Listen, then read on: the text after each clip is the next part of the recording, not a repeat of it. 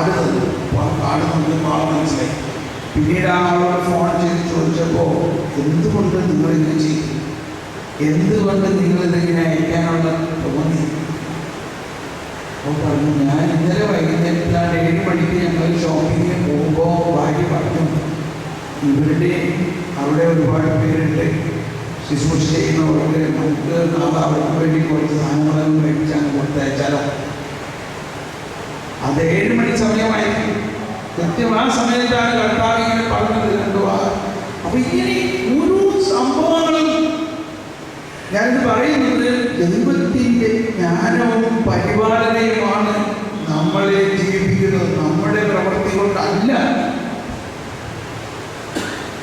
പ്രഥമേന നമ്മൾക്ക് തോന്നും നമ്മളത് ചെയ്യണം, നമ്മളിത് ചെയ്യണം, നമ്മൾ അങ്ങനെ ചെയ്യണം, നമ്മളിങ്ങനെ ചെയ്യണം, ഇതൊക്കെ നമ്മൾ ചെയ്യണം.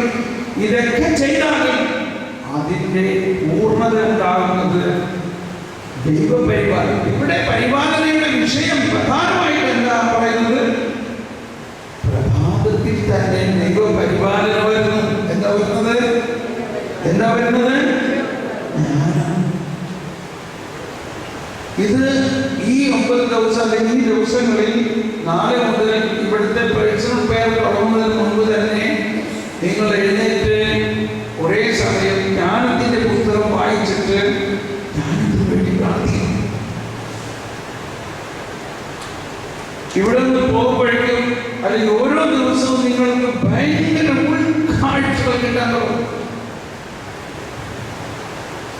നമ്മുടെ ജീവിതത്തിൽ ഇന്ന് വരെ ചെയ്തിട്ടുള്ള പല കാര്യങ്ങളുടെയും തെറ്റ് നമുക്ക് മനസ്സിലാവും. അതിനെ എങ്ങനെ തിരുത്തണം എന്നത് നമുക്ക് മനസ്സിലാവും.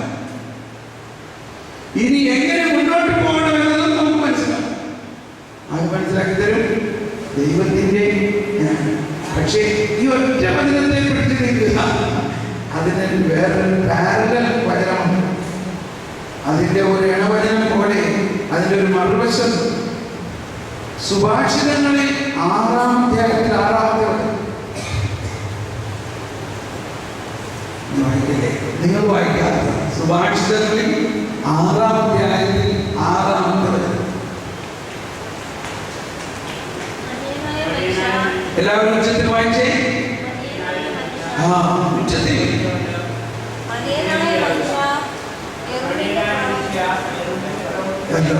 മടിയനായ മനുഷ്യ എറുമ്പിന്റെ പ്രവൃത്തി കണ്ട് നീ വിവേകിയാണ്. മടിയനായ മനുഷ്യ എറുമ്പിന്റെ പ്രവൃത്തി കണ്ട് വിവേകിയാവുക. മേലാളനോ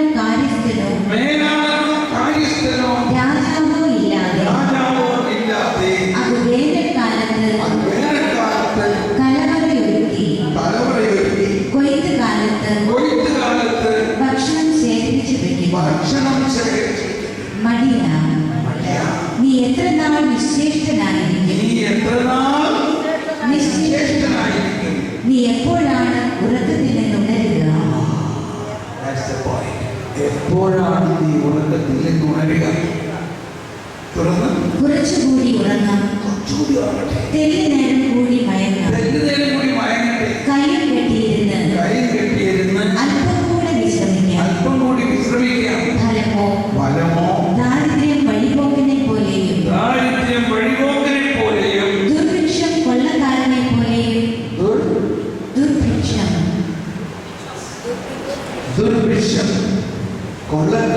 പോലെയും നിന്റെ മുമ്പിലെത്തും. അപ്പോ കണ്ടോ, ഒരാളാണ് ഉറുമ്പിനെ കണ്ട് പഠിക്കും. എറുമ്പിനെ കണ്ട് നീ വിവേകിയാകും. എത്രത്തോളം ദൈവത്തിന്റെ ജ്ഞാനം ദൈവം സൃഷ്ടികൾക്ക് കൊടുത്തിരിക്കുന്നു. ആ സൃഷ്ടികളിൽ ഏറ്റവും ശ്രേഷ്ഠമായ ദൈവത്തിന്റെ സൃഷ്ടി ആരാണ്? ദൈവത്തിന്റെ സാദൃശ്യവും ഛായയും സൃഷ്ടിക്കപ്പെട്ട മനുഷ്യൻ. അപ്പോ ഇനി 6-ാം അധ്യായത്തിൽ വീണ്ടും വരാം. 6-ാം അധ്യായം അതും 6-ാമല്ലേ? ഇപ്പൊ നമ്മൾ വായിക്കുന്നത് സുഭാഷിതങ്ങൾ 6-ാം അധ്യായം. നമ്മൾ ആദ്യം വായിച്ചത് ജ്ഞാനത്തിന്റെ പുസ്തകം 6-ാം അധ്യായം. അപ്പൊ ജ്ഞാനം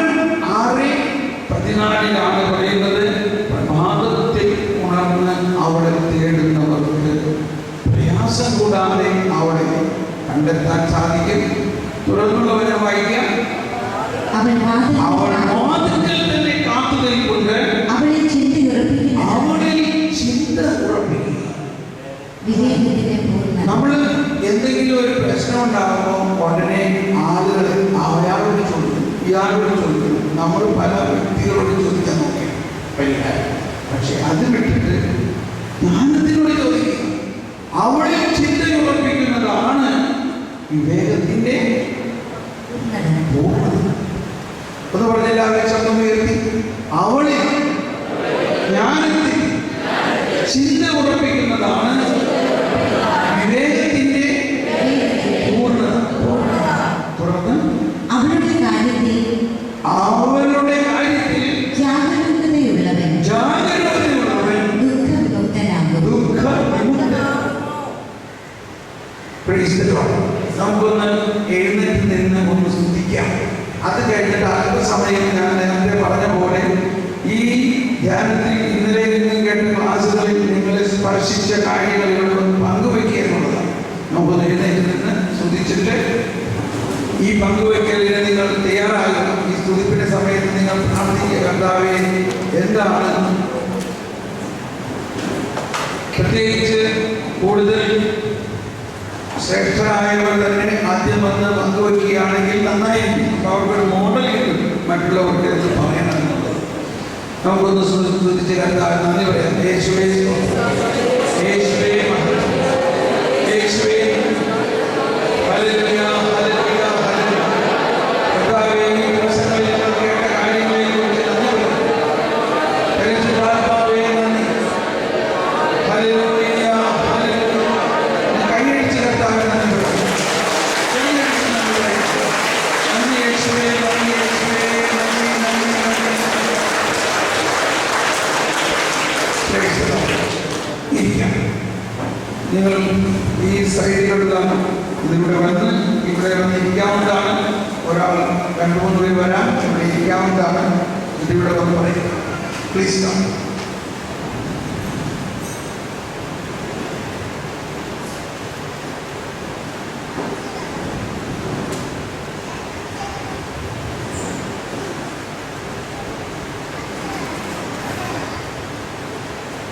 അടുത്ത ആളും വരുന്ന ഇവിടെ ഇരിക്കാമെന്നുണ്ടെങ്കിൽ നമുക്ക് സമയം ലാഭിക്കാൻ പറ്റും.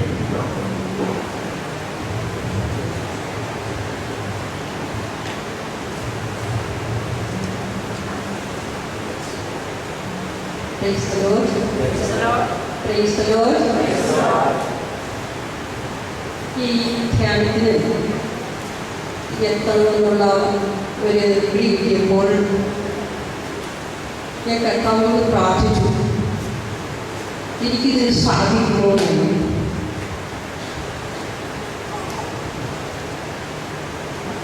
എനിക്ക് വചനം എനിക്ക് തന്നു. ഞാൻ പ്രാർത്ഥിച്ചുകൊണ്ടേ എനിക്ക് രാവും പകലും. അപ്പോഴാണ് പ്രശ്നങ്ങളുടെ പുറകെ പ്രശ്നങ്ങൾ.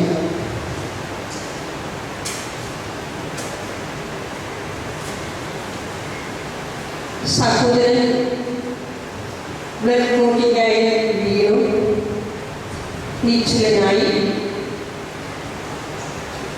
ഇനി എനിക്കിതിന് സാധിക്കത്തില്ല എന്നുള്ള അവസ്ഥയിലേക്ക് വന്നു. ഒക്കെ കർത്താവിനോട് പറഞ്ഞു, കർത്താവേ മറ്റുള്ള ആരെയും വേദനിപ്പിക്കാതെ വിഷമിപ്പിക്കാതെ കർത്താവ് തന്നെ ഇറങ്ങി വരണം. അവനെ സഹോദരനെ വിശുദ്ധ ഉദാശകളെല്ലാവരും വെട്ടിച്ച് അച്ഛൻ പുറത്തേക്ക് പോയി ഇറങ്ങിയതേയും ബ്രദറിനെ കർത്താവ് കൊണ്ടുപോവുകയാണ്. അപ്പോൾ അന്ന് പിന്നെ രാത്രിയിലേക്കൊരു ലീയമായ അനുഭവമുണ്ടായി. മരണസഞ്ചാരി ബ്രദർ എൻ്റെ അടുത്ത് വന്നു. പ്രാർത്ഥനാ മുറിയിൽ ഇരിപ്പുള്ള കസേരയിലിരിക്കുന്നു. ഞാൻ കർത്താവിനോട് ചോദിച്ചു, കർത്താവേ മരണാസനം എൻ്റെയൊക്കെ വരാൻ ഞാൻ നിനക്ക് വിവരം അയച്ചതാണ്.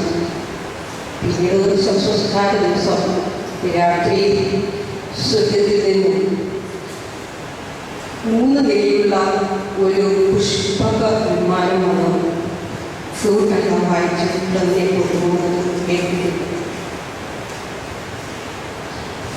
അതിനുശേഷം ഇന്നലെ ഞാൻ ഇങ്ങോട്ട് പോരാൻ ഒരുങ്ങുകയാണ്. അപ്പോൾ ഞാനിത് തളർന്നു വീഴുകയാണ്.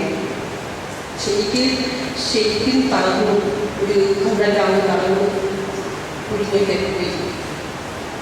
അപ്പോൾ ഞാൻ ഓരോ ദിവസവും എനിക്ക് ബുദ്ധിമുട്ടും എടുക്കുകയാണ്. കർത്താവ് തന്നെ എനിക്കെല്ലാം വെളിപ്പെടുത്തി തരിക. എനിക്കൊന്നും അറിഞ്ഞില്ല. പ്രഭു പറയുന്ന പോലെ തന്നെ കർത്താവിനോട് പറഞ്ഞു. ഉടനെ കർത്താവ് നീ എഴുതി കുളിക്കുക. ഞാൻ കുളിച്ച് ആരും എന്നെ ഒരുക്കുന്നത് പോലെ അങ്ങ് ഒഴിക്കും. 5 ദിവസത്തിന് മുമ്പ് എൻ്റെ ഇന്ത്യൻസിൽ ഒരാൾ കടുത്ത മനസ്സിലൂടെയാണ്. ആ കുട്ടിയും ഇതുപോലെ തന്നെ തന്നു. തലേ ദിവസം കിടന്നേ സംസ്കാരം നടത്തി തിരിച്ചു വന്ന് കഴിയുമ്പോൾ വീടിൻ്റെ കുട്ടിയും പറഞ്ഞു. ഞാൻ നിലവിളിച്ച് കർത്താവ് എനിക്ക് എളിയവൾ നിലവിളിച്ചു കർത്താവ് കേട്ടു. സകല കഷ്ടതകളിൽ നിന്നും അവിടുന്ന് എന്നെ രക്ഷിച്ചു. കർത്താവിൻ്റെ ഭക്തരെ ചുറ്റും ദൈവത്തിൻ്റെ ദൂതന്മാർ കാവൽ നിൽക്കുന്നു. കർത്താവ് എത്ര നല്ലവരാണെന്ന് രുചിച്ചറിഞ്ഞ ഒരു അനുഭവമായിരുന്നു. സഹോദരി വിഷമിച്ച് കണ്ടെല്ലാം താങ്ങും, വെള്ളം ഇറക്കുന്നില്ല, ശരീരം പറന്നു, ഒരു കൈ ഒന്നുമില്ല, വളരെയേറെ വിഷമിച്ചു.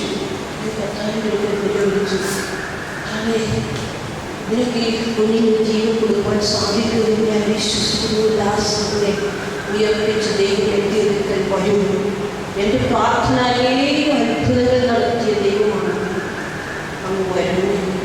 പിറ്റേ ദിവസം കയ്യെടുക്കാൻ തുടങ്ങി, കണ്ണ് പോരാണ്, ഉള്ളിൽ കണ്ണു തോന്നുന്നു. ഇനി വരുന്നവരുമായി ഞാൻ പോരുന്ന സമയം അവളെ വിളിച്ചു. കാലിലാക്കി നേരെ വന്നു.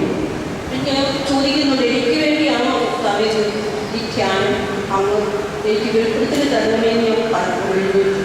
ഇന്ന് രാവിലെ ഞാൻ പോരുമ്പോൾ മോളെ ഞാൻ ശുശ്രൂഷകളൊക്കെ ചെയ്ത് കഴിഞ്ഞെല്ലാം വെച്ച് മക്കളെല്ലാം കെട്ടി എല്ലാം കഴിഞ്ഞായിരുന്നു പോകുന്നത്. അപ്പോൾ അവളെ എന്തോ ദേഷ്യപ്പെട്ടു. ഞാൻ പറഞ്ഞു, മോളെ അമ്മയെ വിഷമിപ്പിക്കുകയാണോ എന്ന് ചോദിച്ചു. ഇല്ല, അമ്മയെ വിഷമിപ്പിക്കുകയാണ് എന്ന് പറഞ്ഞു. നേരെ എഴുന്നേറ്റ വീട്ടിൽ ഭക്ഷണം കഴിച്ചു. അതാണ് ഏക സത്യദൈവമായ ദൈവത്തെയും അവിടുന്ന് അയച്ച ഏകപുത്രനായ യേശുക്രിസ്തുവിനെയും അറിയുകയാണ് നിത്യജീവൻ എന്ന് എനിക്ക് മനസ്സിലായി. ആ അറിവ് ജ്ഞാനമായി വിവേകമായി ദൈവം എന്നെ നയിച്ചു. ഒത്തിരി അത്ഭുതങ്ങൾ ഇതിനകത്ത് നടക്കുന്നുണ്ട്. എങ്കിൽ തന്നെ ഇത്രയും പറയുവാൻ ദൈവം അനുവദിച്ചതിന് നന്ദി. ഞാൻ നന്ദി പറയുന്ന ഇങ്ങനെ സാക്ഷ്യം പറയുന്ന ഒരു വ്യക്തിയല്ല. ഇപ്പം കർത്താവ് വെളിപ്പെടുത്തൽ തന്നതുകൊണ്ട് ഞാൻ പറഞ്ഞതാണ്. തെറ്റുകൾ ക്ഷമിക്കുന്നു.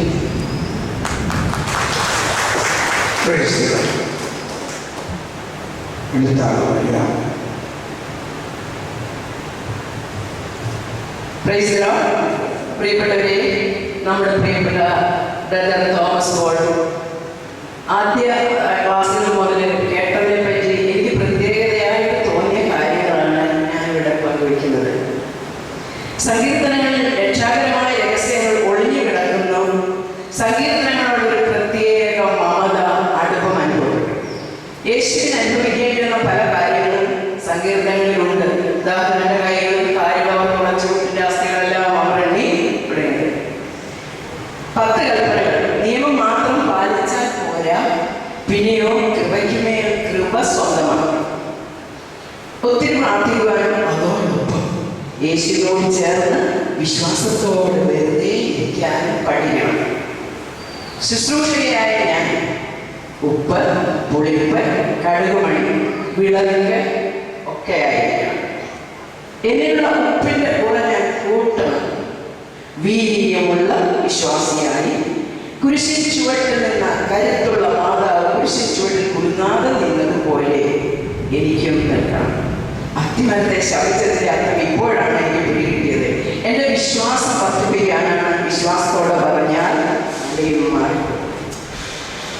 വിശ്വാസം ഒരു മലകയറ്റമാണ്. ഇതൊക്കെ പുതിയ അറിവാണ്. സമതലത്തിലുള്ളവർ വിശ്വാസത്തിന്റെ മലമുകളിൽ കയറട്ടെ, പുരമുകളിലുള്ളവർ താഴേക്കിറങ്ങരുത്. വിശ്വാസത്തിന്റെ പുരമുകളിലായിരിക്കുന്നവർ വിശ്വാസം നിലനിർത്തണം. നിങ്ങളുടെ കുടുംബങ്ങളിൽ രമ്യതയിലേക്കാണ് ഞാൻ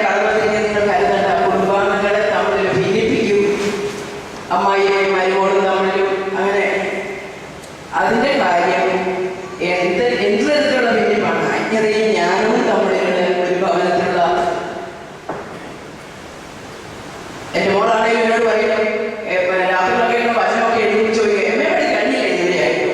നമ്മുടെ വീട്ടിൽ തന്നെ എപ്പോഴും ഇവിടെ അയ്യംസോട്ട് ഓർഡർ വീട്ടിൽ കുറിച്ചോളം ഒന്നും ഇല്ലേ, ഇതൊക്കെ നമ്മുടെ വീട്ടിൽ തന്നെ. അജ്ഞതയും ജ്ഞാനവും നമ്മുടെ വീട്ടിൽ നമ്മൾ കാണുന്നത് പറഞ്ഞതുപോലെ രണ്ടാം സ്ഥാനമാണ് ദൈവത്തിന്റെ സൃഷ്ടാവായ ദൈവത്തെ പറ്റി പഠിച്ചോ കഴിച്ചോ എന്തെങ്കിലും കഴിച്ചോ ഇതിനെപ്പറ്റി ഇപ്പോഴത്തെ ചെറുപ്പക്കാർക്ക് കൂടുതൽ താല്പര്യം.